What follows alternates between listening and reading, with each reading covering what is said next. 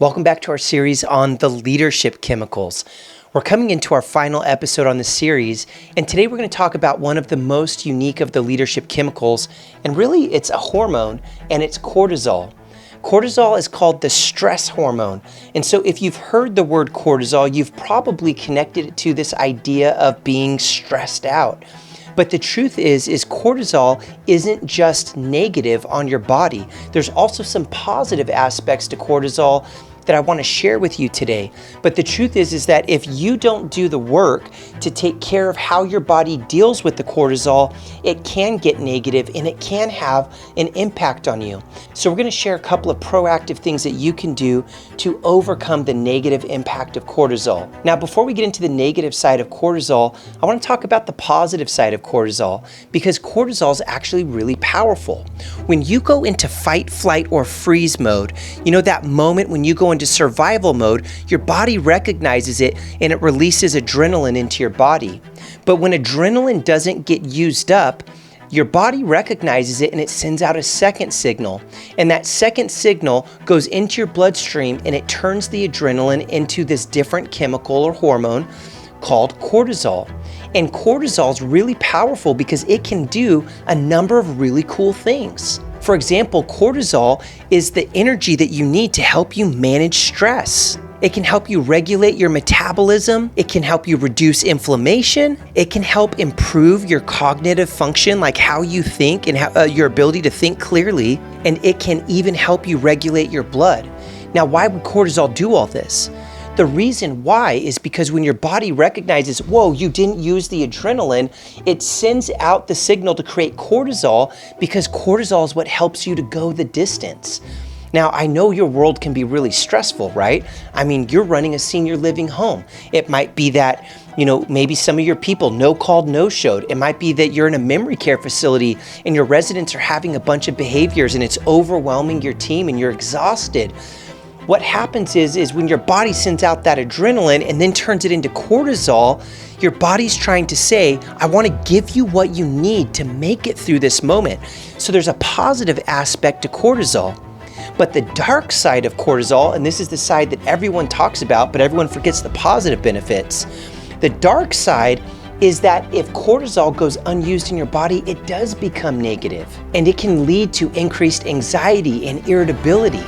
You know those moments when you're stressed out and you're more on edge? That's cortisol in your body that's going like, hey, I'm not feeling good right now.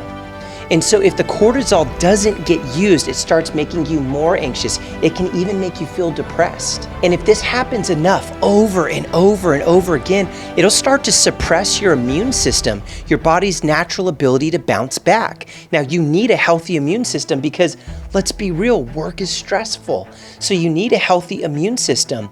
But if you don't take care of that cortisol, it begins to suppress your immune system. And when your immune system is suppressed, that leads to things like weight gain. And when you gain weight, you can feel more tired. And when you begin to feel more tired, it's crazy because even though you feel more tired, you'll get into bed and then it'll be difficult to sleep. So it disrupts your sleep because the cortisol is saying, hey, we've got stress. You can't lay down right now. And the more that you begin to miss that sleep when your body's saying, you can't lay down right now, we're stressed out, what that does is it begins to impact your memory. So you can see here that the dark side of cortisol is pretty intense. And there's an even more intense level is that if you continue to have this ongoing cycle of stress and cortisol that's flushing through your body, it can even impact the density of your bones and lead to high blood pressure, which keeps your body in a state that basically says, I'm not happy, I'm not okay, I'm constantly tense, and I feel like I'm ready to blow up. Now, here's the deal. I shared with you some of the positive sides of things, and I shared with you the negative sides of things. So there's a dark side and there's a light side. And the truth is we do need and want the positive side of cortisol. But what happens is if you don't use the cortisol, that's when it turns dark. So I want to give you just a couple of practical things that you can do to combat the negative side of cortisol. And the first one is really simple, and it's to exercise. Now, when I say exercise, it doesn't mean you have to go join a CrossFit gym. I'm not telling you you have to lose weight or anything like that.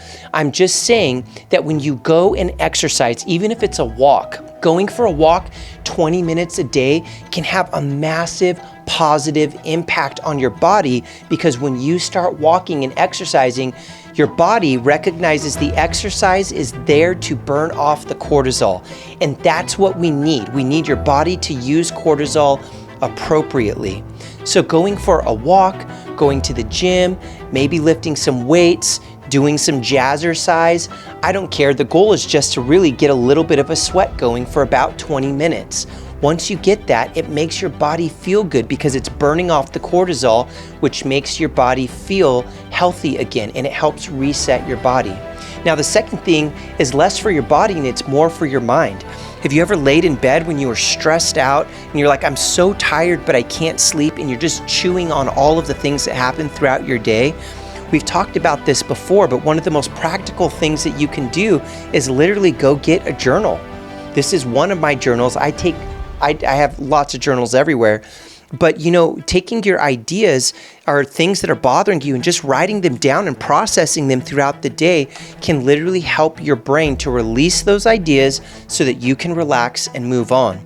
I have some leader friends that keep a journal next to their bed so that in the middle of the night when they can't sleep because they're thinking about what Sally said to Jesse and they just can't let it go, they'll write down what's happening in their journal, because the process of writing it down releases it from their brain. It allows them to reset so they can fall asleep. So these are just two practical things that you can do that can help your body to deal with cortisol.